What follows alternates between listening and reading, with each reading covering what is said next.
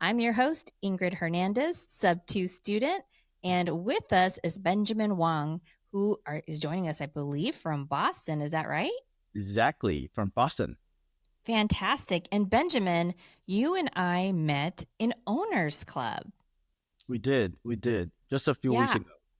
awesome. And what what are you part of any other community other than Owners Club? No, I'm in Owners Club. Of course, I'm in Sub 2, but that's about it. Oh, okay. Well, you are a part of two communities then. You're in Owners Club and you're in Sub 2. Very cool. I know, Just like me. which is awesome. Awesome. Yeah. What'd you think about the retreat that we just had in Boston? Oh, it's amazing. Like every single day, you're just learning and then doing, learning and then doing. And the moment that we walk out of there, we're just full of gratitude and have a lot of things done. Like hanging out with owners is the best things that you can have for the entire world. Yeah, I think so too. It's just a much, I'll say elevated, right? Or even sophisticated investor. So the types of conversation I can have, one thing I do enjoy though is like there is a mix, right? So someone like me who's looking for a more elevated investor or elevated experienced business owner, for example, like yourself, then we get to ask these questions about the thing that we're trying to get to as well. So it's really fun, and I love again because Pace does such a great job, and Jamil does too about collaboration. Right. It avoids those awkwardness that sometimes you can have in certain communities because people actually want to do deals with you and want to own businesses with you. Yes. Which leads us to the topic of the day. So you want to talk to us about a business deal that you did, correct? Exactly. So it's a laundromat that we acquired earlier this year, and that ended up basically grouping a group of sub two people to own it together with me, which is amazing. That's cool. So tell me, walk me through this. So how did you find these people that you wanted to potentially partner up with? And then how did you find your deal? Sounds good. So when about years ago, I started to look into business buying. Previously, I came from large multifamily acquisition, but multifamily wasn't super stable at the time. So I Hmm. pivoted into business buying. And of course, we are coming from this creative mindset.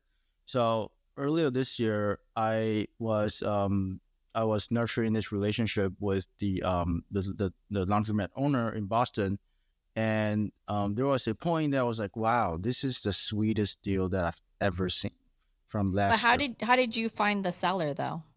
So initially, it was a conversation that I trying to have with the broker, and the broker was telling me, "Oh, I got nothing." But there was someone just walk by us and overhear our conversation, and that gentleman actually reached out to me and said, "Benjamin, did you just said that you're looking to buy a business, buy a laundromat? I may know someone." And So that it is was how happenstance. Oh, I love it. Yeah. Honestly, whenever I walk around people who may be talking business or real estate, I can't help but be nosy. So that's that's good. So a nosy person listened to your conversation and was like, "Hey, I can help you," and connected you with the seller. exactly so That's good. hilarious. Yeah, yeah, I love it. I love it. Okay, cool. Okay, and then from there, you reached out to the seller. Yeah, so from there, I did a little research about the laundromat. I actually sit in my car in front of the store and did some research. I Stalking. basically, Okay. yeah, something like that. But just trying to see the traffic and do some, research and see what type of people going to do the laundry and what type of people actually going to do the dry cleaning. A little research before I approach the seller. And actually, what I did was I then went into the laundromat and do my dirty laundry. I brought my dirty laundry in. I did it in the laundromat to know the seller, to know the owners. And the owner was like, "I've been trying to sell this business for like 3 years. I just haven't found someone that I can trust enough and confident enough to sell to."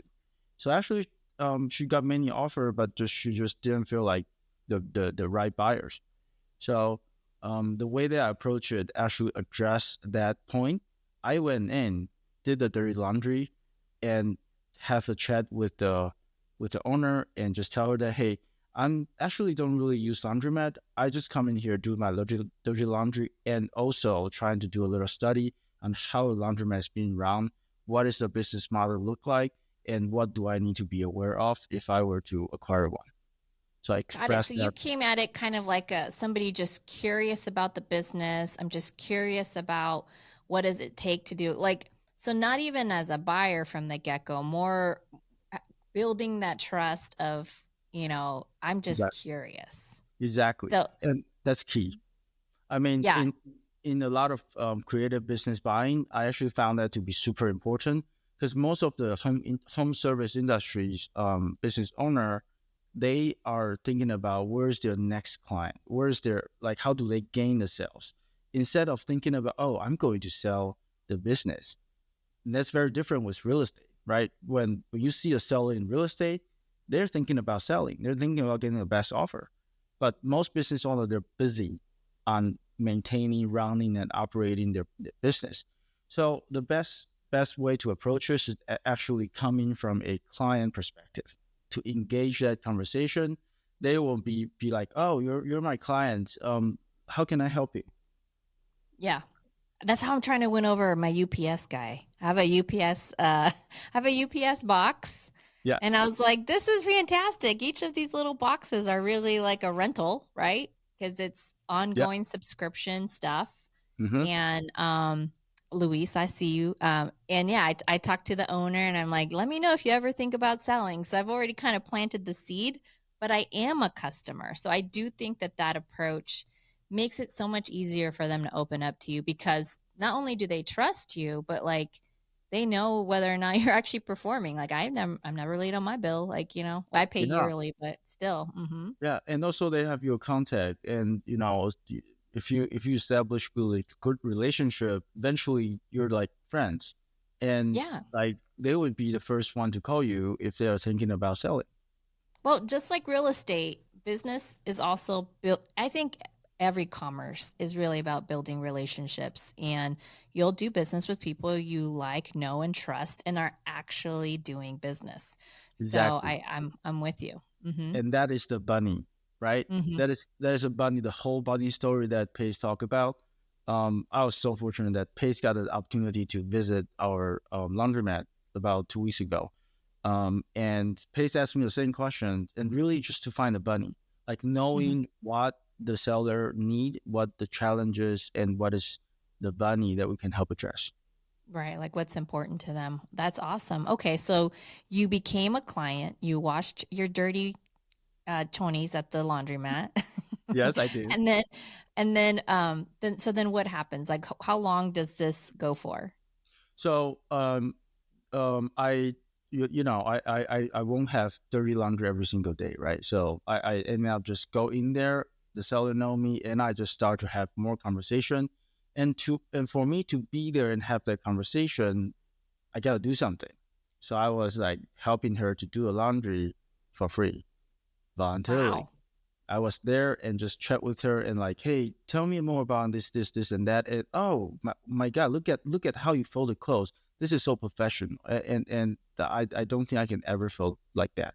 So she was open it to teach me, and to be honest, she was like, Mom, right now, like the relationship is so good that she even like she actually engaged in a conversation with me and asked me, Benjamin, how old are you?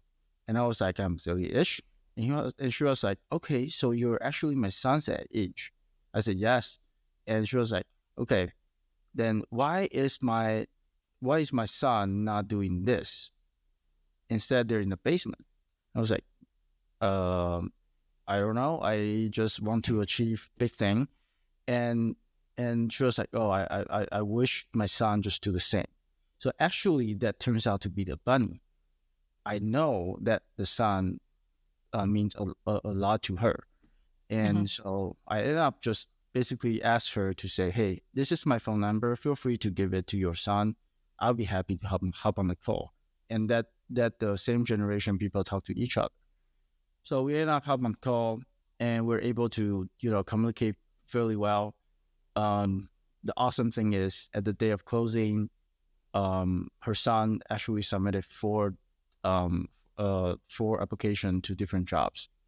So I helped her son getting out of the basement. Okay, so I see. So you were so her bunny was to find someone to help motivate her son to kind of do more things to like Yes, get out of the basement, like you mentioned. Okay. exactly. And of Wow. course, I mean, if you can help her son to get out of basement, then you will be qualified owners or buyers to her, right? Because she trusts you. Totally. Yeah, Wonderful. and Okay. that So actually become a big deal down the road. Sorry, no, no, no, that no. That's okay. that actually become a big deal down the road. Part of the deal structure was we actually have about 50% of the seller finance note that the seller was able to offer to us. The other half we're going to close with cash. That's where I actually bring in Subto's community people to own it with me, like capital partners. But the surprising thing is just because of the relationship that I have and also the value I provided to the seller actually ripped off the seller finance note at closing. Crazy. No. She was So, like, okay, walk me through these numbers then. How much did she actually rip up? Tell sure, me. sure. So the purchase price initially was for of about 450, and she was going to do like 200 seller finance and 250 is a cash that I need to bring. And you know, as she talk about her son, I was like, okay, like how important is that to you? And she was like, that would worth $1 million to me. That would be like means the whole world to me. I said, wow, okay, give him my numbers, and let me see if I can talk to him. And we ended up go to about 10, 12 calls. And I was able to help her son, and so she like gradually was notifying that, oh wow, her son actually started changing and started looking for interesting thing and looking forward to jump on the call with me. And um the last weeks before closing, he started to look up jobs and look for what she has passion with, or I mean her son has passion with, and all that. And at closing, he was submitting 4 job um, basic application, and it turns out to be something that he has never ever done in the past. So that surprised her mom, which is a seller. And the seller was like, "I can't believe that you just changed him like that." Yeah. Are And you still so in talks with him? Like, do you still I mentor just him or communicate? I just texted her just this morning, the seller. Yeah. Yeah, yeah, Wow. and Okay. So then she basically gave you half of that business for free at almost this, that. Like, not for free. I mean, you put the time and effort. I mean, yeah, there is something to be said for that, right? Just like we pay for mentorship, there is a value exchange there. exactly. Um, okay. And then wow. So what's the EBITDA and like what is the revenue that this proper or say property, dang it. It's a what is this Business. business producing? Does it Yeah. include the real estate? No, so the real estate is a lease real estate, but it's kind of in the best area in Boston, and it's actually has a subway right across it. So it's a premium location. The business was generating about 20 to 22,000 monthly revenue, while having about 10 to 12,000 net profit. Wow, Um, so this is like a 50% margin yes, business. yes, because it has been an owner operator, right? The seller was in Oh, there that with, makes sense. right, right. So Yeah. it's much higher because there's like labor associated with it, right? Yeah. Well, Okay. the moment we take over, we put in staff, that drops, of course. That makes a lot of sense. Well, and I know we won't be able to cover it all here, but from a valuation standpoint, what as I understand it, I'm kind of newer to business though, right? So whatever the revenue that business is producing, revenue as in not EBITDA, like that's you use that number for a multiple, is that right? We typically use EBITDA Oh, to so it's still EBITDA. Okay, so yeah, EBITDA meaning earnings before depreciation, interest, taxes, and I don't remember the interest. I think interest. I don't remember it either, but Oh no, I don't remember the A part. EBITDA. appreciation, Amortization. amortization. Yes, Yes. Whew. got it. Okay, I got it. I still got it, guys. My brain's still kind of working. Okay, cool. So you do use essentially what we'll call it the net, Yes. um, the net profit, and that is the multiplier. So for a lot of businesses that already exist, like a laundromat, you have enough information. So anybody out there thinking about buying a business, and you're like, okay, I have the EBITDA. How do I know what multiple to use or what's typical? Honestly, at the end of the day, it's whatever you negotiate. But, for laundromats, what's the typical multiple? So it also depending on the market location. Like Hmm. even if you're talking about Boston, a good location and bad location could vary, but it's Hmm. somewhere between 3 to 5.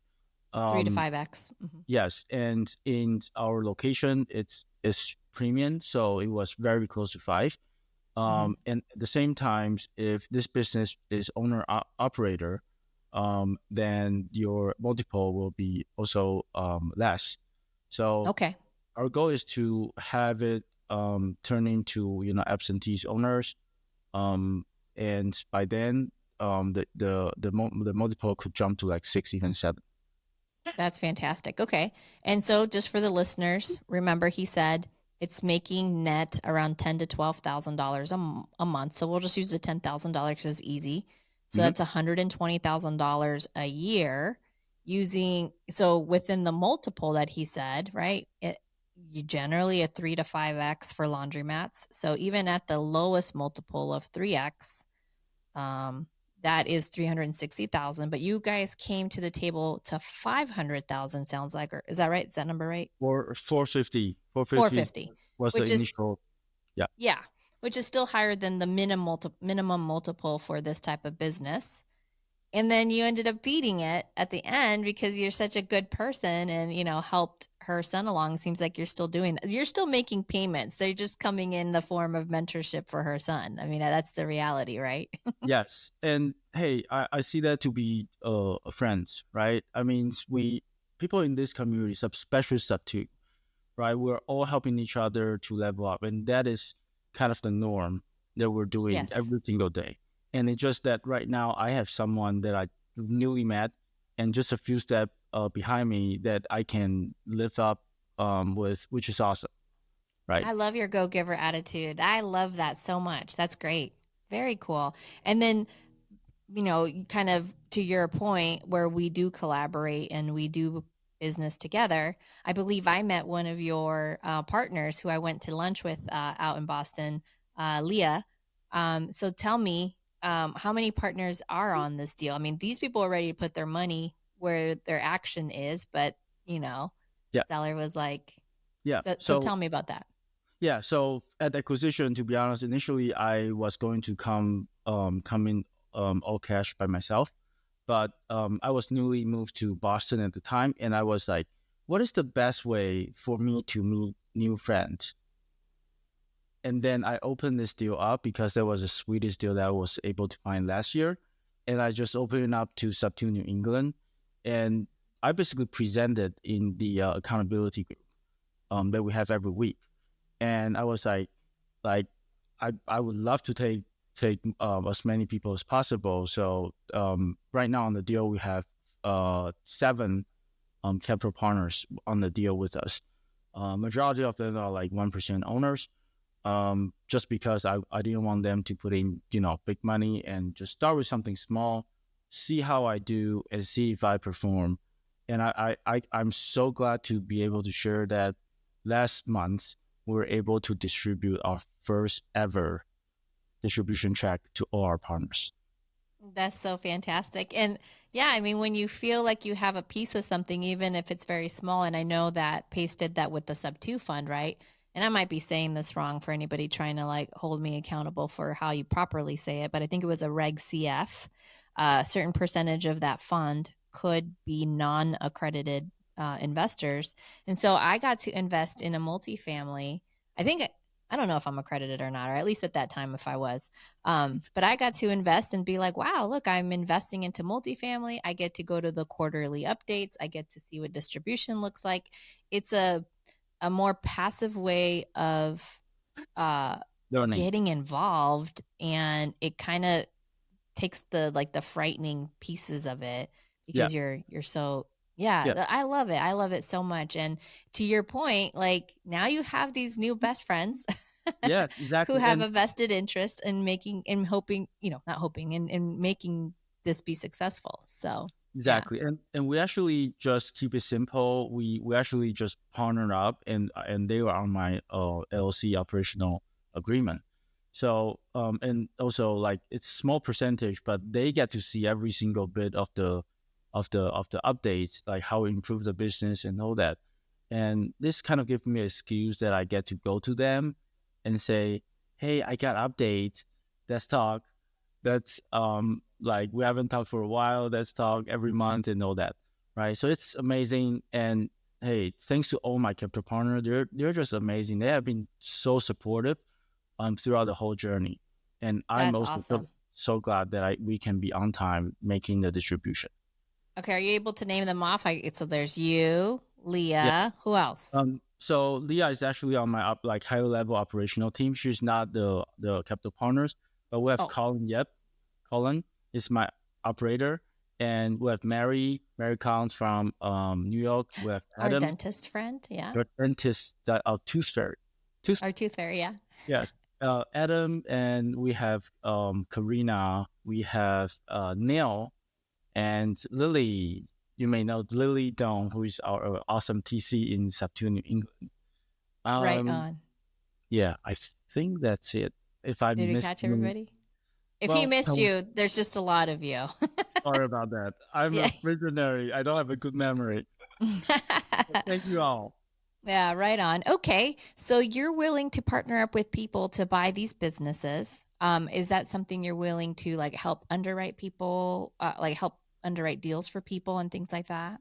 Yeah, so I actually have been opening some of my time to help people look at each businesses, Hmm. and I did realize that a lot of people were interested in the business, but didn't have a full understanding on what they're going to go in the business with. Like, Mm, you have to be a value add business plan before you walk into a business. And with that, I have a calendar allow people to book. Sometimes there's a free version, there's a pay version, like, but right now I have that offer to basically all people in the community. um fantastic. Okay. So if somebody wants to send you a deal to look at, or possibly partner with you on a deal, how do they find that link? they can find my link at in my IG profile, which they can find at Benjamin Huang 14, at Benjamin Huang, Huang 14. Right on. And Benjamin Huang 14 and when he said IG, he means Instagram, for those of you who don't call it IG. So very cool, Benjamin. This has been so great. You like, I love it. I also love Benjamin is so amazing. He's such a badass. He went and actually practiced Riverside recording before we had this recording, because that's just the kind of dude you are. And hopefully, a lot of success is coming your way, and really appreciate getting to know you while we were in Boston. Likewise, thank you so much for having me.